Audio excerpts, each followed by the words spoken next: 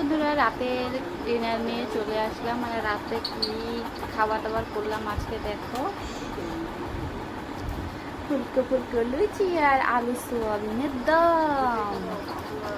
ওই হলো আজকে আমাদের রাতের খাবার। তো ভাবলাম তোমাদের সাথে একটু শেয়ার করে ছোট্ট একটা ভিডিও বানালাম তোমাদের জন্য। তো ভিডিওটা কেমন লাগলো তোমরা বলো।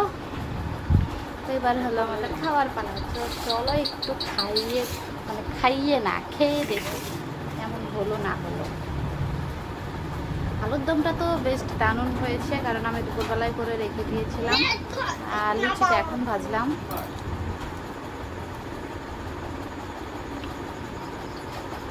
ওইসব খাবার আমার একদম দারুণ লাগে, কিন্তু এখন খাই না।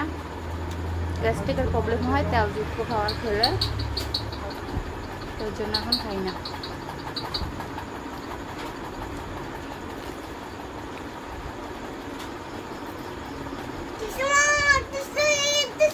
দারুণ হয়েছে, নিজের রান্না নিজে বলছি, সত্যি দারুণ হয়েছে। তো চলো ভিডিওটা তোমাদের কেমন লাগলো একটু জানিও। Bye bye, good night.